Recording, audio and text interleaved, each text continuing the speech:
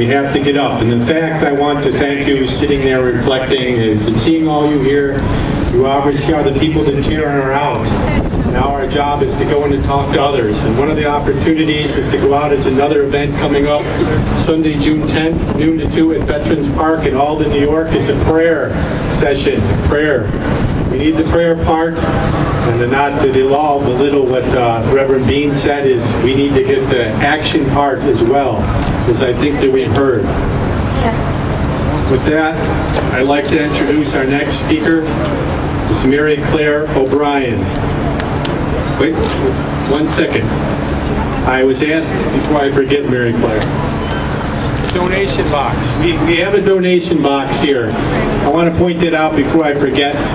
I'm kind of hate it's being maybe the Catholic raising me asking you for anything, but we put that out there because these signs that we have now this time did not come out of my pocket. They came through the National Stand Up for Religious Freedom thing, and they need the funds. So if you have an opportunity, we have a little thing over here, and if you feel so inclined, put it in there. It's not anything for me. I'm not, doing it on my own. These signs and that costs some money. So if you feel so inclined. So now let's go back to Mary Clare and give her due attention. Mary Clare O'Brien is a young American patriot. She's a 16-year-old high school student that has been homeschooled her whole life. Mary Clare has been involved in the Soldiers of Christ youth group. Learning a lot about the HHS mandate. She's taken an action by visiting Congressman Higgins' office. She's written letters, and she's made a YouTube video. I have seen her in action. She is wonderful, and she shows us great things youth have to give us, including encouragement. What I want to say to Mary Clare is, I've reflected and done these. This is the second one of these. Just think about your life as you were where Mary Clare is now, and where I was when I was 16, and think about it, and how much fewer the liberty we have regarding our faith is. I've been reflecting upon that as Mary Clare comes to the experience of what have we given our children. So with that, Mary Clare, please welcome her.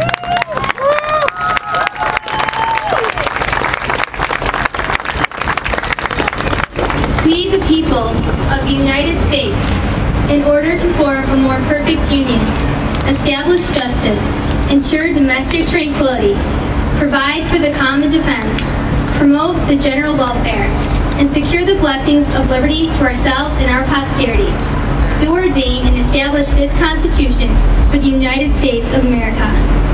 Wow, what an awesome way to start the Constitution, don't you think? Our founding fathers definitely had a great vision for this country.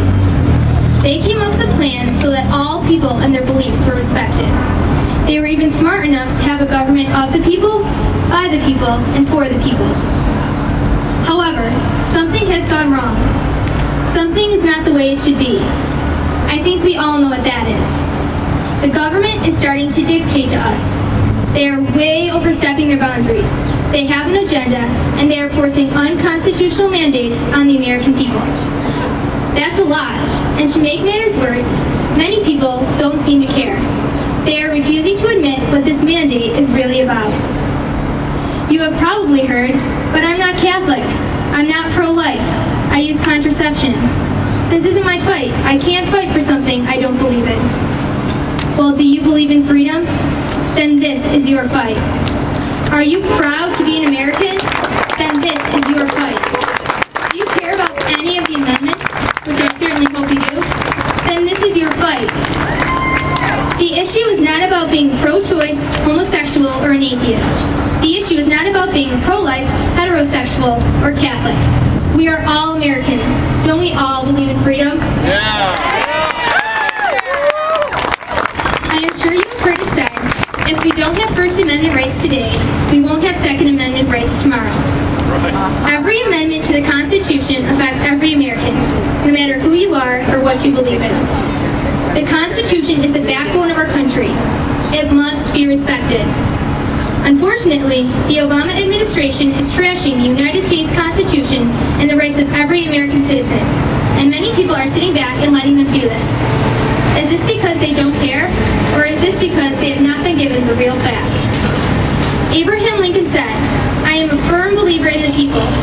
If given the truth, they can be depended upon to meet any national crisis. The great point is to bring them the real facts." So that means if we know the real facts and we care, then we need to start educating people about this issue and giving them the information they need. We cannot afford not to have this conversation. Our country is at risk of losing everything. We can't settle for just signing an occasional online petition. We must do more. Abraham Lincoln said, "Always bear in mind that your own resolution to succeed is more important than any one thing." So if people are telling you that this mandate isn't worth fighting for, or that there is no fight, they're wrong. Look around you. What do you see? I see ordinary citizens fighting to uphold the Constitution. I see friends and neighbors who have made their own resolution to succeed in having this HHS mandate overturned. We are not about to give up. I am not about to give up. I am here today as an American teenager, and this mandate affects me. Teenagers and young people here, this mandate affects you too. Think about it. Your future could be drastically changed depending on how much you put into this fight.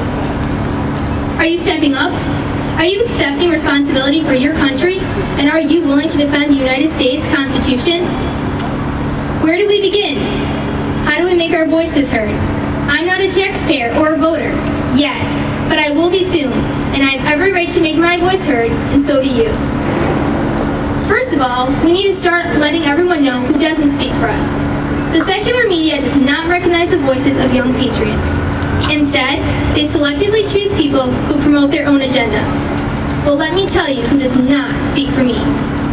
Cecil Richards does not speak for me. Kathleen Sebelius does not speak for me. Sister Carol Keenan does not speak for me. Melinda Gates does not speak for me. And the secular media does not speak for me. So how are we supposed to reach people? Through social media. It's the quickest and most efficient way to get information to other people. Use YouTube, Facebook, Twitter, MySpace, or an old-fashioned phone call to a friend. We need to access places where the youth are so we can communicate with our generation. This can be the main method of educating our peers. If the key to social change is education, then we need to unlock the potential of the teenage population. Young people are perfectly capable of understanding the HHS mandate, and they should not be underestimated. It is our responsibility to speak with our peers about this important matter. So what else can a teenager do to protect their constitutional right to religious liberty? Lots of things. So here's my challenge for you. It's a 1, 2, 3 challenge. 1 day a week, 2 people, 3 minutes. Pick 1 day a week, ask a friend to join you, and then take 3 minutes. Call your senator and representatives. Tell them you are a future voter and a taxpayer. I've done this before and it's not hard. Contact your friends who might not know about the HHS mandate. If they don't, have a conversation about it. Send a message to your friends using social media. Attach a prayer, a link to a website, or an interesting article. Educate your peers. How about this idea? Contact your extended family members. You know, the ones who disagree with your family on every single political issue. Try to do it charitably and don't be too pushy. You know they need to hear this. Now, let me ask you, what are you spending your summer vacation doing? Aside from all your summer plans, you must dedicate some of your time to guarantee your rights as an American citizen. You must refuse to live as a second-class citizen. You must insist that your constitutional rights will be upheld and respected. You must be willing to defend your beliefs. You must be able to talk about this issue. You must act, and it must be now. You can make a difference. You can save America. You can fight for religious liberty. You can become the generation that preserves the Constitution of the United States. Never give up. With God, all things are possible. Amen. Lastly, I have a dream. This isn't a corny makeover of Dr. King's talk, but I really have a dream. I have a dream, and all of you are in it. My dream is for an America blossoming with smart, educated, mature young adults. I am not wasting my high school years, and I hope that you aren't either. I have a dream. Will you help me make my dream a reality? It's simple. Start by getting together with other young adults and educating yourselves.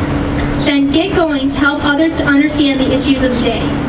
Please, don't sit on your wealth of knowledge. These are the most amazing years of your life when you have so much potential to influence others around you. Begin with the HHS mandate. America needs you now. I think the best way for me to conclude this talk would be with a prayer. Please join me. God bless America, land that I love. Stand beside her and guide her through the night with the light from above. From the mountains to the prairies to the oceans white with foam. God bless America, my home sweet home. God bless America, my home sweet home. Thank you.